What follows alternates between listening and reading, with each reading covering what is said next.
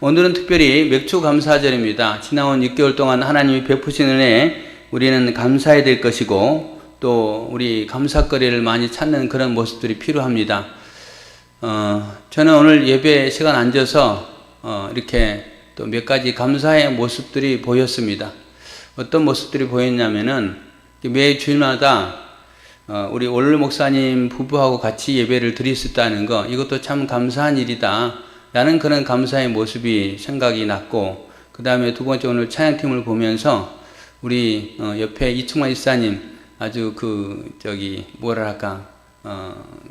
초등학생이 찬양하듯이 이렇게 반갑게 가볍게 뛰면서 하는 찬양의 모습을 보면서 저는 원래 찬양을 잘 못한단 말이에요. 어느 날 누군가 저한테 이런 이야기를 하더라고요.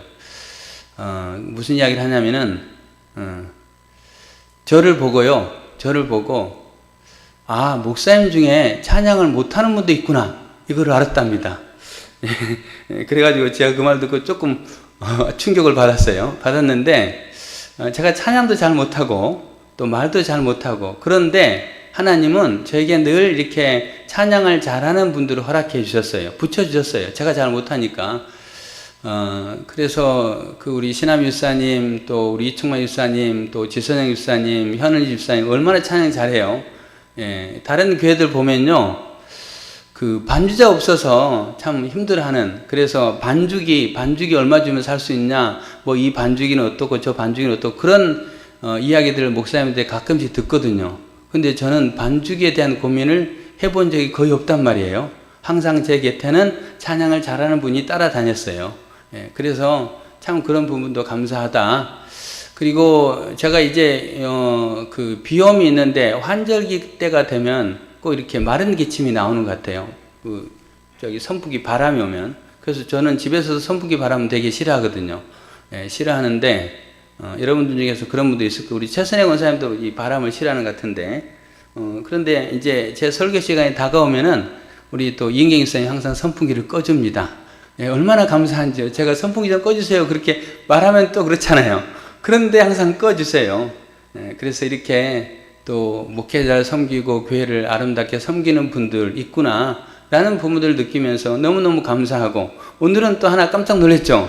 예, 매일 한 송이밖에 안 피었던 채성아가 오늘 성권사님 오신다고, 심었던 분이 오신다고 두렵고 떨리는 마음으로 그렇게 우리가 빨리 피워야 돼 라고 5송이가 피었어요. 제가 기적이다, 기적 그렇게 느꼈는데, 그런 부분들을 보면요 참 감사한 일이죠. 우리에게 이렇게 감사한 일이 많이 있다는 거예요. 여러분, 감사거리를 찾아서 하나님께 감사하는 경우들 되기를 바랍니다. 오늘 본문 내용으로 들어간다면요, 본문에 나오는 주인공들, 그 사람들은요 사실은 하나님께 감사하기가 쉽지 않는 사람들입니다. 데살로니가 전서 5장에 보면은 항상 기뻐하라, 쉬지 말고 기도하라, 범사에 감사하라 이렇게 나와 있는데, 여러분 누군가가 여러분에게 범사에 감사하셔야 됩니다 라고 말하면 그게 내 삶이 형통하고 또 특별히 어려운 일 없고 순탄하게 잘 진행된다면 그 범사에 감사라는 말이 받아들여집니다. 그런데 내가 원하는 삶의 모습이 되지 않고 물질적인 문제도 생기고 또 관계적인 문제도 생기고 그렇다면은 그 말씀은요 이런 말이 되는 거예요. 나한테 들리기는 그게 무책임한 말 같기도 하고 상처를 주는 말 같기도 하고 나를 굉장히 괴롭게 하는 말이 될 수도 있습니다. 그게 범사에 감사하라, 항상 기뻐하라 그런 말이에요. 여러분, 그런 상황을 우리가 경험할 수 있는데, 그럼에도 불구하고 성경은 항상 감사하라고 있거든요. 그 감사의 모습들을 오늘 맥주 감사절 맞이해서 우리는 살펴볼 수 있겠습니다. 또 이런 이야기 하나 해보고 싶어요. 여러분, 2024년 새해가 시작될 때 어떤 소망들이 있었습니까? 저도 제 개인적으로 올해는 평탄하게 이 나라가 진행이 됐으면 좋겠다, 이 나라가 평화스러운 한 해가 됐으면 좋겠다 라는 그런 바람이 있었고 또 그런 마음을 가지고 기도됐습니다. 그런데 최근에 어떤 일이 일어납니까? 우리가 정말 충격을 받게 만들기도 하고 굉장히 상처를 주고 마음을 아프게 하는 화성 배터리 공장 화재, 거기서 23명의 사망자가 발생했습니다. 그리고 며칠 전에 있었던 또 서울역, 아니, 시청, 서울시청, 그 옆에 교통사고, 그걸로 인해서 9명이 사망했잖아요. 1명의 중상자, 2명의 경상자, 현재 상황인데 굉장히 마음이 아프지 않습니까? 그런 일들이 우리 가운데 발생하고, 거기에 해당되는 사람들은 어떤 사람들이에요? 평범한 직장인, 평범한 일반 사람이라는 거예요. 그들에게 그런 일이 발생했잖아요. 정말 마음 아픈 일입니다. 그런 일이 우리 가운데 없으면 좋겠지만 발생하고 있다는 거예요. 여러분, 국제적인 정세도 어떻습니까? 우리나라와 북한의 관계만 보더라도 작년 말 올 초 그럴 때 이제 미국의 몇몇 학자들이 대한민국에 전쟁이 일어날 것이다 라는 그런 이야기들을 몇 번 던졌어요. 그래서 불안한 마음이 있었습니다. 그런데 남북의 긴장 관계가 올해 특별히 좀 두드러지는 것 같아요. 예, 어떤 긴장 관계가 있습니까?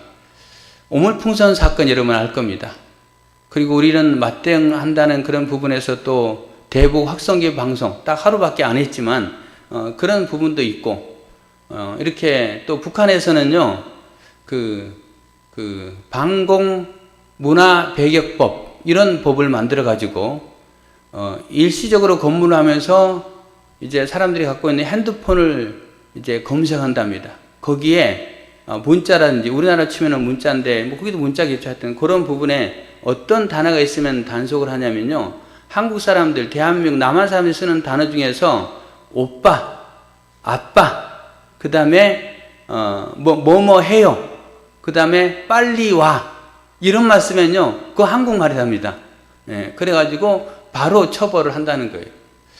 그래서 결국은 북한이 어떤 정책을 쓰고 있습니까? 이제는 남과 북은 아예 다른 나라다. 우리나라의 법에는 헌법에는 한반도 안에 있는 모든 국민들은 대한민국 국민이다라고 되어 있습니다. 북한 땅도 포함되는 거예요. 하지만 북한은 이제 정확하게 선긋기를 하고 있는 모습이 보입니다.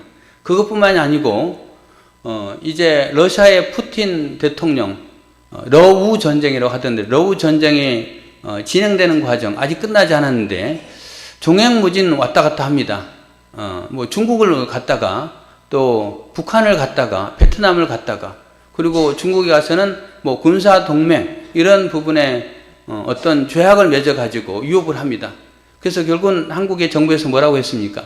만약에 러시아에서 핵심 기술을 북한에 넘긴다면 우리도 전쟁 무기를 우크라이나에 보내겠다라고 또 그들에게 분명하게 경고의 메시지를 던지기도 합니다. 그런 모습을 보고 사람들은 뭐라고 말하냐면 새로운 신냉전 시대가 도래했다라고 말합니다. 신냉전 시대. 이제 공산당하고 민주주의 국가하고 신냉전 시대가 도래했다라고 말합니다. 하지만 신냉전 시대가 도래했다라는 말에 우리는 이제 질문을 던져볼 수 있습니다. 왜냐하면은 지금 그런 관계지만 여러분 그런데도 불구하고 그러면은 우리가 아주 뭐 러시아하고 단절하고 중국과 단절하고 뭐 이렇게 또 어느 날은 어느 날하고 단절하고 완전히 이제 그 냉전 그런 상황에 전개가 됩니까? 그렇지 않습니다. 조금은 그런 경향이 있지만 여러분 러시아에서 독일로 가는 천연가스 송유관 이 전쟁이 발생하고 뭐 일정 기간에 그게 멈춰 있었잖아요. 근데 다시 지금 송유관이 그 러시아에서 이제 독일 쪽으로 가고 있다고 합니다. 예, 왜냐하면 독일이 필요한 거예요. 예, 그래서 그런 부분에 도움을 받고 있고 그 다음에 우리나라하고 북한하고 무역 관계도 북한과 러시아의 무역 거래량은 5,000달러. 우리 대한민국과 러시아의 무역 거래는 200억 달러. 예, 너무 많이 차이가 나는 거예요. 그러면은 지금 사실은 러시아의 제재가 가해지기 때문에 러시아와 한국과 러시아가 무역 교류를 하면 안 되는 거예요. 하지만 안 할 수가 없는 상황이라는 거예요. 이번에 푸틴이 김정은에게 선물한 아우루스 승용차가 있습니다. 아우루스 승용차. 그 승용차가 있는데 그 승용차에 들어가는 부품 가운데요 50% 정도가 한국산이랍니다. 한국산. 예. 그러니까 한국산 부품이 없으면요 승용차 고급 승용차를 만들 수 없다는 거예요. 결국은 어떤 관계입니까? 얼마 전에 또 한중일 세 나라의 경제 대표들이 모여서 회의했죠. 예, 무슨 말이에요? 신냉전 관계가 되는 것 같지만 이제는 글로벌 시대로 서로 나라와 나라가 연결되어 있어서 이거를 끊을 수가 없는 상황이 됐다는 거예요. 러시아, 독일도 연관되어 있고 또 우리도 러시아와 연관되어 있고 우리도 뭐 중국하고 약간 반감을 될 것 같지만 또 연관되어 있고 또 북한에 들어간 그 차의 부품이 50%가 한국산이고 뭐 이런 부분들. 여러분, 신냉전 시대가 된다? 아니라는 거죠. 이제는 온 세계가 이렇게 뭉쳐져 있다는 겁니다. 그런 시대 속에 살아가고 있어요. 하지만 그럼에도 불구하고 국제 정세가 어떻게 전개될지 모르는 긴장 관계, 우리는 분명히 계속 긴장해야 되고 또 전쟁 도발을 예비해야 되고 이런 모습 가운데 살아가는 시대 속입니다. 여러분, 오늘 본문 속으로 돌아가 보면 오늘 본문 속에 이스라엘 백성들이 바벨론 포로로 끌려갔어요. 그 상황도 마찬가지입니다. 바벨론이라는 신흥 강대국이 등장하면서 주변 나라는 굉장히 유혹을 받고 있고 동맹을 맺고 연합을 해서 바벨론에 대항하려고 하지만 그거는 쉽지 않고 이런 상황입니다. 그런 상황 가운데 예레미야 선지자, 이 예레미야 선지자는 예루살렘에서 하나님 말씀을 선포하죠. 하나님 말씀을 선포하면서 뭐라고 선포를 했습니까? 그 예루살렘에 살고 있고 유다 땅에 살고 있는 그 이스라엘 백성들에게 바벨론이 지어주는 멍에를 메라. 이게 하나님의 뜻이다. 그리고 우리나라뿐만이 아니고 우리 주변의 나라들 5개의 나라의 이름을 이제 말하면서 그 나라들도 바벨론의 멍에를 메야 됩니다. 라고 이야기를 합니다. 그리고 예레미야 선지자는 이제 바벨론에 우리가 포로로 끌려가는 거, 그런 거에 대해서 이렇게 그 희망을 그렇지 않을 것이고 다시 돌아올 거라는 희망, 그런 부분들을 지금 사실은 가지면 안 됩니다. 뭐 이런 이야기, 시간 관계상 늘 새벽기도 시간에 이야기했기 때문에 생략하지만 그런 이야기를 합니다. 그런 이야기를 하는데 예레미야 선지자는 예루살렘에 있는 이스라엘 백성들에게만 하나님 말씀을 선포한 것이 아니고 오늘 예레미야 29장은 바벨론 포로로 끌려간 그 이스라엘 백성들에게 쓰는 편지의 내용입니다. 편지. 여러분, 사도 바울이 편지 쓰잖아요. 고린도 교회 편지 쓰고 에베소 교회에 편지 쓰듯이 이 예레미야 선지자도 바벨론에 편지를 써요. 바벨론에 포로로 끌려간 그 백성들에게 편지를 씁니다. 그 편지의 내용들이 오늘 우리는 쭉 이제 1절부터 전개가 되는데 요 내용들을요, 제가 한 4가지로 한번 이야기를 해보도록 하겠습니다. 4가지로 이야기하겠는데요. 잘 기억해 보시기 바랍니다. 첫 번째 내용은 어떤 내용이냐면은, 그 5절부터 나옵니다. 너희는 집을 짓고 거기에 살며, 이렇게 시작되는 내용인데요. 바벨론 포로에 끌려간 그 사람들에게 너희들이 바벨론 포로로 끌려갔는데 그곳에서 집도 짓고 텃밭도 만들고 그 다음에 열매도 거두고 그렇게 살아라. 뿐만 아니고 결혼도 해라. 그리고 너희들만 결혼하는 게 아니고 너희의 아들들도 딸들도 결혼시켜라. 그래서 그 아들과 딸들이 자녀를 낳게 해라. 결국 뭘 말하는 겁니까? 그곳에 정착해서 살라라고 말하는 겁니다. 그뿐만이 아니고 이렇게 말합니다.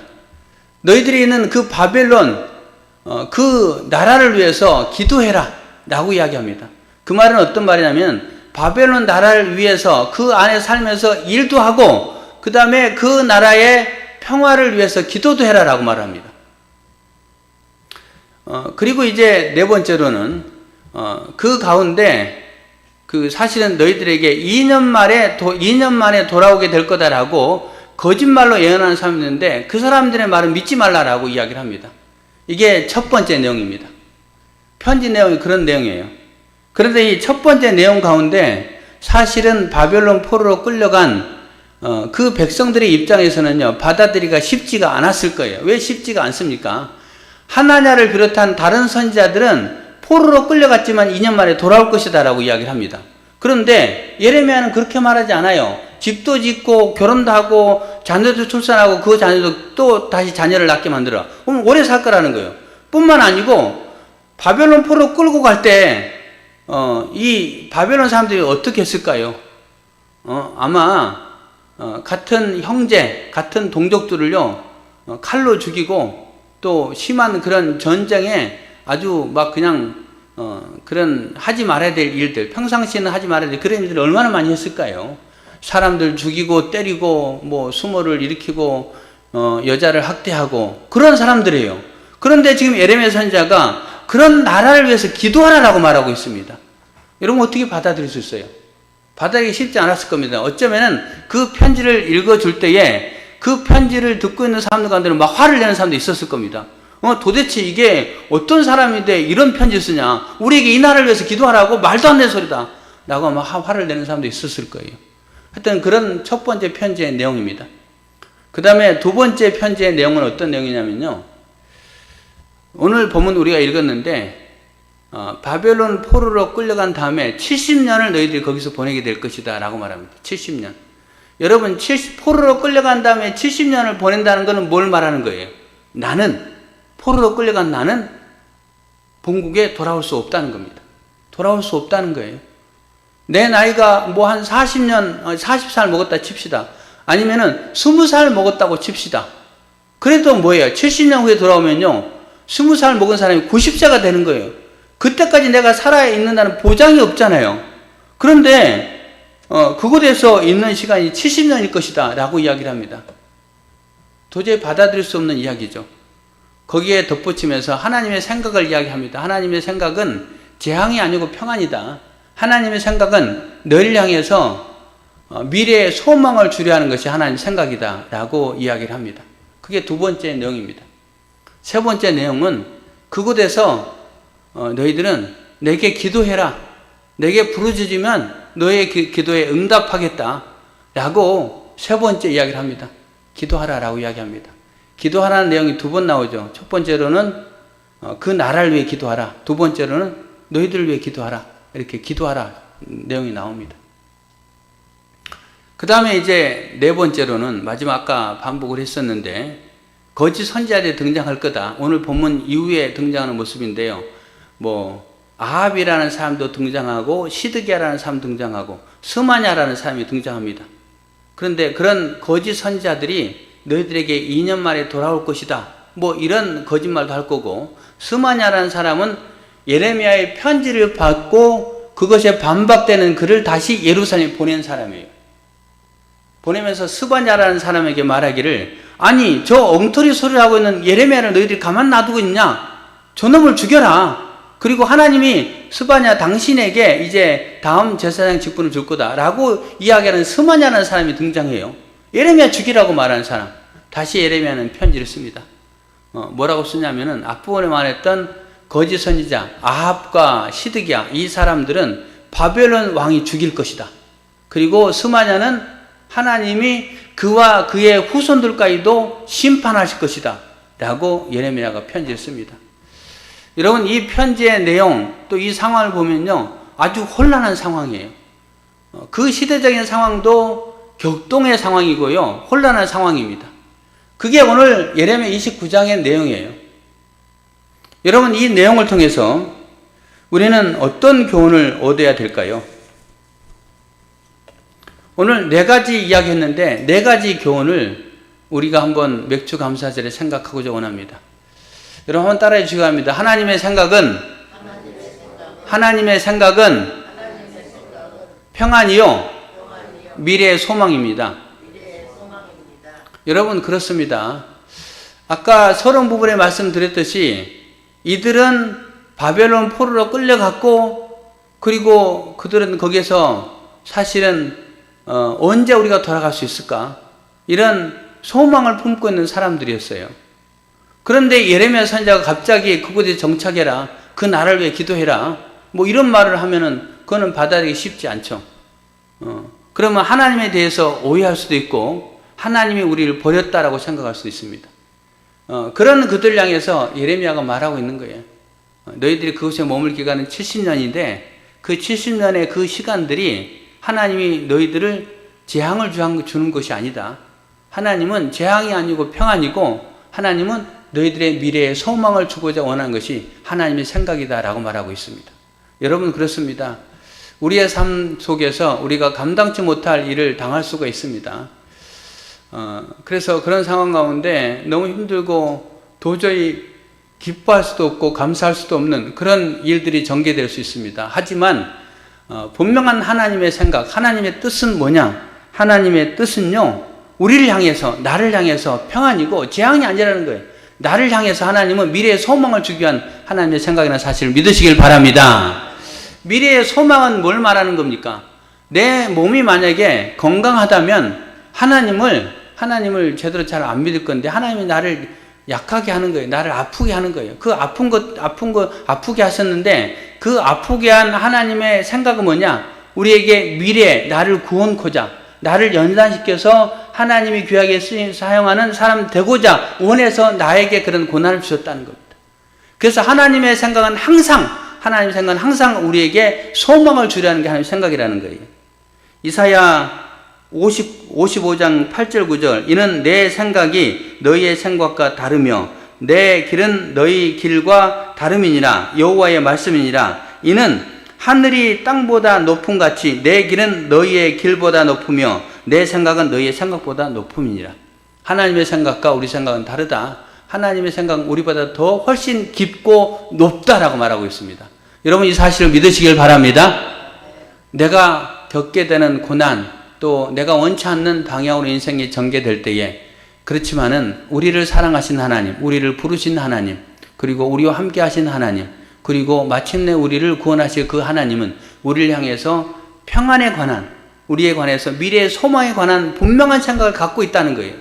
여러분, 우리는 지난 6개월을 돌아보면서 아직도 해결되지 않는 문제를 안고 있을 수도 있습니다. 그렇지만은 나의 기도를 하나님이 듣고 계시고 또 나를 향하시는 하나님의 생각은 반드시 이런 생각이라는 사실을 믿으시길 바랍니다. 하나님의 생각은 평안, 나에게 평안과 평화를 주기 위한 것이 하나님의 생각이고 또 내 소망을 이루어주기 위한 것이 하나님의 생각이라는 거예요. 이런 말씀을 하고 있습니다. 그 다음에 두 번째로 하나님은 그들에게 기도하라고 하고 있습니다. 오늘 우리가 함께 읽었던 본문의 내용 여러분 다시 한번 보시길 바랍니다. 12절입니다. 너희가 내게 부르짖으며 내게 와서 기도하면 내가 너희들의 기도를 들을 것이요 너희가 온 마음으로 나를 구하면 나를 찾을 것이요 나를 만나리라. 이렇게 말하고 있습니다. 여러분, 이스라엘 백성들은 어떤 생각을 가졌을까요? 바벨론 포로로 끌려간 그들은 어떤 생각을 가졌을까요? 하나님은 예루살렘에 계신 하나님, 그 하나님은 이스라엘 땅을 전체 돌보시고 통치하신 하나님. 그런데 우리는 지금 어떤 상황이냐? 하나님이 계시다고 하는 예루살렘 성은 멸망했고 성전은 무너졌다. 그리고 우리는 바벨론으로 지금 끌려왔다. 그러면은 어떤 생각이 드냐면 이곳에서까지 하나님의 영향력은 미치지 않을 거야. 그리고 그 하나님은 우리를 버렸어. 하나님 우리를 버렸기 때문에 우리가 이곳에 왔지 라는 생각하지 않을까요? 그리고 이곳에서 우리가 하나님께 기도한들 하나님이 들어줄까? 왜? 하나님은 저 예루살렘에 계신 하나님이고 그리고 성전도 무너졌고 그리고 우리는 너무나도 하나님이 통치하는 그 지역에서 너무 멀리 떨어져 있는데 바벨론인데 하나님 우리 기도를 들어줄까? 그런 의심하는 마음을 가질 겁니다. 그 의심하는 마음을 갖는 이스라엘 백성들에게 포로로 끌려간 그들에게 예레미야 선지자가 말하는 거예요. 너희가 하나님 온 마음으로 하나님을 구하면 하나님이 만나주신다는 겁니다. 또 하나님께 기도하면 응답하신다는 거예요. 그건 뭘 말하는 겁니까? 하나님은 너희들을 버리지 않았고 하나님은 바벨론에서도 너희와 함께 계신 하나님이야 라는 것을 보여주고 있다는 거예요. 여러분, 하나님은 우리를 절대로 버리지 않는다는 사실을 믿으시길 바랍니다. 우리가 어떤 구렁텅이에 빠져있는 그 상황, 그런 것에 처해 있을지라도 하나님 우리 버리지 않는다는 거예요. 그곳에서도 우리의 기도를 하나님 들으신다는 거예요. 할렐루야. 그러니까 이 예레미야 선지자가 말하는 너희들은 거기서 하나님을 찾고 하나님께 기도하라라는 말에는 그런 놀라운 내용이 있다는 거예요. 하나님은 아직도 버리지 않았다는 겁니다. 그들이 생각하기를 하나님 나를 버렸구나. 나는 이제 하나님과 상관없는 사람이구나. 나는 이 바벨론의 신을 숭배해야 되겠구나 라는 생각을 가질 수 있는데 아니다. 그곳에서도 하나님은 계시다. 너희들 바벨론의 우상을 섬기면 안 된다. 너희들이 그것에 기도하면 응답하실 것이다 라고 말씀하고 있다는 거예요. 또 하나, 그 기도의 의미는요, 하나님은 너희들의 소망을 알고 있다라는 말이에요. 너희들의 소망을 알고 있고, 다만 소망을 알고 있기 때문에 너희들이 가만히 있을 때 하나님이 들어주는 게 아니고, 그럼에도 불구하고 기도하기를 원하신다는 거예요. 왜 하나님은 우리가 기도하기를 원하실까요? 내가 바라는 것 알아요. 나를 어떻게 하나님 인도하실지 하나님의 계획도 다 서 있어요. 그런데 하나님은 그 가운데 기도하기를 원하십니다. 왜냐? 우리가 기도할 때 겸손하게 되고 기도할 때 늘 하나님 바라본다는 거예요. 그리고 우리에게 있어야 될 줄을 아시지만은 하나님은 우리에게 그럼에도 불구하고 기도하라고 하신다는 거예요. 마태복음 6장에 보면은 너에게 있어야 될 줄을 아시느니라. 하나님은 우리에게 있어야 될 줄을 다 아신다는 거예요. 뭐가 있어야 될 줄 아신다는 거예요. 그렇지만 기도하기를 원하신다는 거예요. 너희들이 바벨론 포로에서 돌아오는 거, 그것이 너희의 소망인 줄 안다. 다만 그 소망이 이루어질 때까지 가만히 있는 게 아니고 기도하라는 겁니다. 기도하는 삶을 살아가는 거예요. 이거의 두 번째 의미입니다. 세 번째 의미로는요, 첫 번째 다시 생각해 본다면 첫 번째 의미는 하나님의 생각은 평안과 미래의 소망이 하나님의 생각이고요. 그 다음에 두 번째로는 우리에게 기도하라는 거예요. 기도한다는 것은 하나님이 우리를 여전히 버리지 않았고 너희들에게 있어야 될 걸 알지만은 하나님은 계속 기도하기를 원하신다. 나를 낮추시고 겸손하고 하는 의지하기 위해서. 이게 두 번째입니다. 세 번째로는 뭐냐면요, 세 번째로는 그곳에서의 삶을 살아내라 라는 말입니다. 앞부분 아까 5절부터 이야기했죠. 거기에 집도 짓고 텃밭도 갖두고 자녀도 낳고 또 그 자녀는 결혼해서 또 다음 자식을 낳게 만들고. 여러분, 하나님이 그렇게 말씀하셨지만 그들이 바벨론에서 사는 게 쉬울까요? 결코 쉽지는 않을 거예요. 물론 아주 고통스러운 그 노예의 삶은 아닙니다. 여러분, 그 애굽의 피라미드를 지을 때에 노동자들이 있잖아요. 그 노동자들은 어떻게 했을까요? 강제 노역을 시키고 먹는 것 임금 제대로 안 줬을까요? 그렇지 않다고 합니다. 역사적인 기록에 의하면 그들에게요, 정당한 임금도 줬고 그 다음에 복지시설도 다 갖춰주고 그렇게 하면서 피라미드를 짓게 만들었다는 거예요. 똑같이 바벨론의 포로도 마찬가지입니다. 여기에 지금 집도 장만하고 텃밭도 짓고 자식도 낳고 뭐 이렇게 살아는 거, 그 다음에 마지막 그 나라를 위해 기도하라는 거, 이런 모든 거는요, 거기에 살면 너무 고통스러운 삶은 아니었다는 거예요. 그들은 그곳에서 그 창세기에 나와 있는 그 바벨탑과 같은 지구랏을 짓는 사업에 동원됩니다.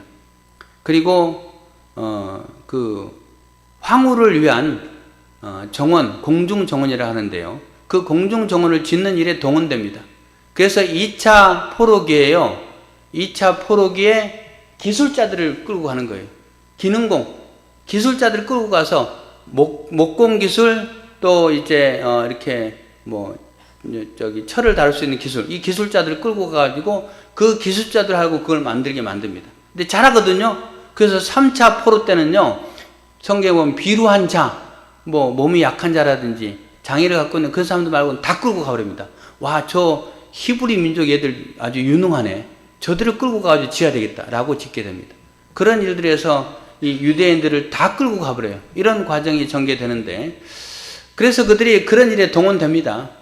동원되는데 나름대로 삶의 모습은 너무 고통스럽지 않았을지 모르지만 그래도 불구하고 여러분, 자기 나라 아니잖아요. 외국에 가서 사는 거잖아요. 그 삶이 절대로 편할 수가 없는 겁니다. 편할 수가 없는 건데, 하나님이 뭣도 하라는 말은요, 그렇게 편하지 않는 삶이지만 그것은 너희들의 죄 때문에 하나님이 지금 매질을 하는 거고, 그 매질하는 그런 삶 가운데 그럼에도 불구하고 좌절하거나 낙심하지 말고 포기하지 말고 하나님께 기도하면서 그 삶을 잘 버텨내라, 그 삶을 잘 이겨내라 라는 말입니다. 살아내라 라는 말이에요. 살아내라. 그곳에서 살아내라 라는 말입니다. 그 다음에 그 나라를 위해서 기도하라는 것은, 만약에 그 나라가 소용돌이 속에 또 다른 나라의 침략을 받고 그 나라가 어려워지면은 누가 피해를 보는 거예요? 자신들이 피해를 보는 거예요. 그곳에 살고 있는 유대민들이 피해를 보기 때문에 도저히 기도하기가 어렵겠지만 너희들이 사는 동안만큼은 그 민족이 그래도 그 나라가 평화스럽게 되게 해달라고 기도하라. 누구를 위해서? 그 나라를 위해서 아니다. 너희들을 위해서 그렇게 하라는 거예요. 살아내라는 거예요. 여러분, 하나님이 고난을 줄 때에 그 삶을 잘 살아낸 사람이 성경에 있습니다. 누굴까요? 창세기에 나와 있는 요셉입니다. 요셉. 요셉이 노예가 되잖아요. 노예로 팔리잖아요. 요셉은 노예로 팔린 다음에 하나님이 나를 버리셨습니까? 나를 지금 이 애굽 땅으로 가게 하셨는데 하나님 나를 버렸군요. 하나님을 향해서 불신하고 낙심했습니까? 그렇지 않습니다. 요셉은 그 삶을 열심히 살아냅니다. 보디발의 집에 종으로 팔려갔는데 그 집에서 최선을 다하잖아요. 자기의 주인에 최선을 다했고 결국은 보디발로부터 인정받잖아요. 그래서 가정총무가 되지 않습니까? 그래서 자기 외에는, 아내 외에는 모든 것을 마음대로 할 수 있는 특권이 주어지잖아요. 거기서 최선을 다했어요. 그런데 최선을 다했지만 그에게 다가온 결과는 뭡니까? 또 억울한 일 당하고 감옥에 갇혔잖아요. 감옥에 갇힌 요셉, 거기서 불평하고 원망하고 자기의 삶을 포기합니까? 그렇지 않습니다. 거기에서 열심히 살아내잖아요. 열심히 살아내니까 그 감상이 보니까 저 요셉이라는 참 성실하단 말이에요. 그래서 어떻게 합니까? 왕궁의 신하들이 붙잡혀온 이제 깜빵 있는 거예요. 거기에 그 시종으로 만들어가지고 너가 이제 왕의 신하들 두 사람을 살펴라. 이 사람 나중에 풀릴 수도 있다. 라는 짐작을 하고 간수왕이 요셉을 그 사람들에게 맡기지 않습니까? 왜 요셉에게 맡길까요? 요셉이 최선을 다했기 때문에. 그렇게 최선을 다하는 요셉에게 하나님 어떤 은혜를 줍니까? 애굽에 돌아가는 정치 상황을 다 알게 합니다. 왜? 거기 지금 왕의 신하들이 잡혀왔는데 거기서 그들로부터 들었을 것 아니에요. 그 다음에 보디발의 집에서 가정총무를 있으면서 애굽의 경제를 다 보게 만듭니다. 왜? 돈을 자기 관리했거든요. 그래서 결국은 최선을 다했을 때 하나님은 요셉을 통해서 나중에 애굽의 국무총리가 되게 하잖아요. 뭐예요? 애굽은 그 고난에 처하게 하신 하나님의 뜻을 분명히 받아들이고 그 삶에 최선을 다했다는 거예요. 최선을 다하니까 하나님 높이셨다는 겁니다. 우리도 마찬가지입니다.